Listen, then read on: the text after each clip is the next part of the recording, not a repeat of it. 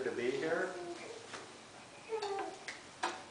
All right, I want to talk today about one of our natural laws, and that goes with Principle 7, which is that we make our own happiness or unhappiness by following nature's physical and spiritual laws. The law that I want to talk to you about today is the law of silence. The law or principle of silence is that which allows entities, being you, the space, peace, and time to rest from the noises and chattering outside. The late Reverend Eloise Page of Cassadaga reminds us that silence is tapping into your reservoir of inner power. Your inner self is like the eye in the center of the hurricane. And the hurricane is your unruly thoughts, turbulence, and fury in your life. It's all that chattering and emotions that we have in our life. Now, one of the songs that I listen to has a message for us, and that is The Sound of Silence by Simon and Garfunkel. This goes ways back to 1963 when it was first recorded. And I want to go through the verses with you on that and give you a spiritual interpretation. So the first verse is, "Hello, darkness, my old friend. I've come to talk with you again, because a vision softly creeping left its seeds while I was sleeping. And the vision that was planted in my brain still remains in the sound of silence." So when we look at that, we have to remember that our mind is the sound of silence, or the eye of the hurricane.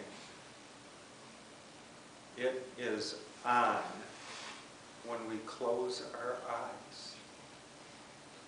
It has to be listened to, respected, to believe, and follow, as Paul Simon did when he wrote this song. The "Hello, darkness, my old friend. I've come to talk to you again" refers to going back to creation, reminding you, right, all of you, that you are the creator. Creative visions are being planted within our minds within the sound of silence, especially during meditation. So it is always important for us to meditate. I'm going to jump to verse 2 now. "In restless dreams I walked alone, narrow streets of cobblestone. Beneath the halo of a street lamp, I turned my collar to the cold and damp. When my eyes were stabbed by the flash of neon light that split the night and touched the sound of silence." So in this particular instance, we open our eyes. We look around us. You did that right. We switch on our TV, and that was back in the 60s. Okay, we might turn on our cell phones and our internet today. And we get the majority of our thoughts from screens, which would be TVs, movies, the internet, or what we refer to as the neon god. We fill ourselves with the thoughts of people, lifestyle, war, fashion, money, cars, etc. Okay, and this makes our mind ponder the thought, and it's the hurricane. We're going from within to without. Continuing with verse 3 then. And in the naked light I saw 10,000 people, maybe more. People talking without speaking. People hearing without listening. People writing songs that voices never share. And no one dare disturb the sound of silence. So when we look at the spiritual interpretation of this, when we watch TV, we find that we try to follow it in our life to completeness. Right? I get a commercial about a new car. I got to have that. All right? I'm not quite so sure I can get it to the top of one of those buttes in the Grand Canyon, though. So, but we follow it, even though it's fake and manipulated to fill some person's financial needs. All right? So all these visions are serving your needs to some extent, but it's actually fulfilling some other person's, and persons we will define, as the Supreme Court does, as a corporation. All right?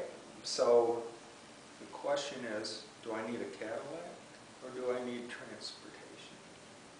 All right? So we get influenced by that neon god. In screens, actors just speak lines. In screens, actors just hear lines. In screens, actors don't express their actual thoughts. I'm getting paid to do this. Everyone is afraid to touch what one minds feel like speaking. Right? We've got to open up our throat chakra and express that. We are just mere spectators, powerless and hollow inside. We have to find our own power and use our own power. Trust your intuition. Don't give your power away to books or the internet.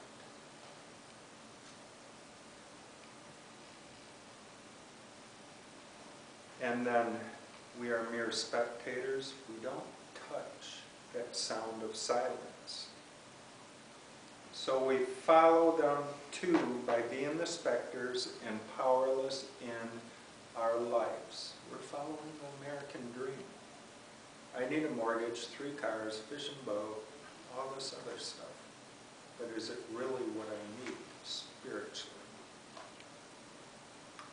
We don't touch what our mind needs or what the sound of silence says. I'm going to verse 4. Fools, I said, you do not know silence like a cancer grows. Hear my words that I may teach you. Take my arms that I may reach you. But my words, like a silent raindrops, fell, and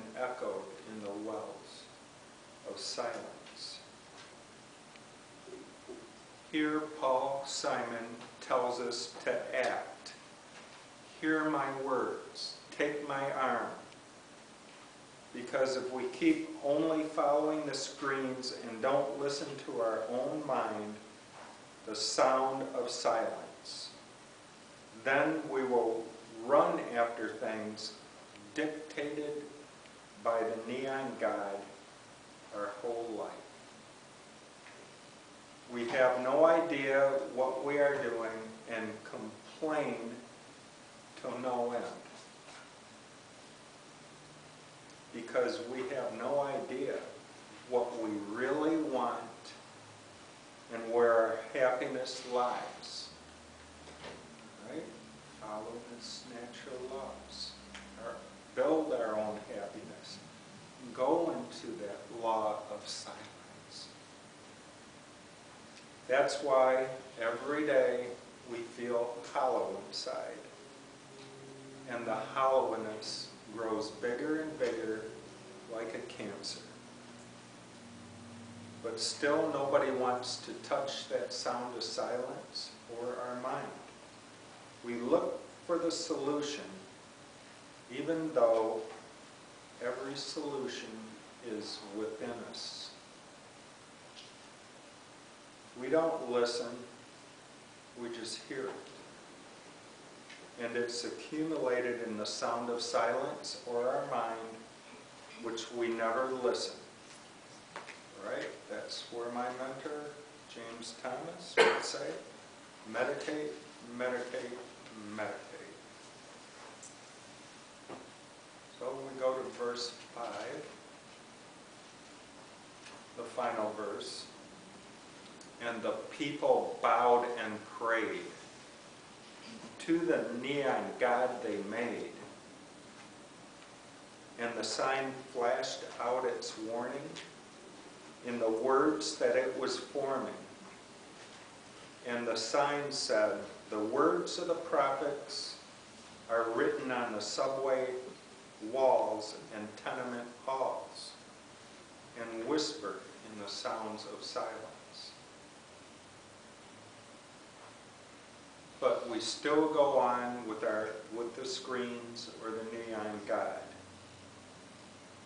The neon god laughs here and says to the writer, throughout ages, all the prophets of all the religions have been saying the same things. Earlier it was kings, then society, and now it's the screens. They have found their place in the outside world only on walls and in books, and not in the inside, our mind, that power of silence. If they weren't successful, where do you stand? You will also find yourself at the same place, outside the mind. And that's why we have to use that sound of silence to find our inner peace, our path. That's why millions have listened to songs, thousands have sung it, hundreds have interpreted it, but very few will follow it even then, because we still follow our neon gods and not to listen to the sound of silence. Thus the song holds significance until mankind remains, and we will just laugh at this paradox. But we're all spiritual people. And we have to go back to the beginning. Hello, darkness, my old friend. I've come to you to talk again. I want to refer to a couple Bible verses. The first one is Psalms 139, verse 2. Even in the darkness will not be dark to you. The night will shine like the day, for darkness is as light to you. And then 2 Corinthians verse 4, or chapter 4, verse 6. For God, who spoke that light would shine out of the darkness, has dawned in our hearts that we would be enlightened with the knowledge and power and glory of God. So when we look at that, spiritually and metaphysically, I regard black as the color of empowerment. Out of the darkness into the light we come, and leave the darkness behind on your spiritual path. And I want to leave you with one thought today. This is a spiritually deep thought. So, it goes with another natural law, the law of balance. So, we all have to balance our lives, right? Emotionally, spiritually, mentally, physically, our health. Balance our family, our friends, our work. We all have this law of balance here. However, through darkness comes the illusion of balance, where war brings the seed of peace, where joy brings love, where youth turns to old age, because the lessons of time are repeated the blind generations. So it's the law of silence. Go within. You will feel your power and use it. Thank you for listening.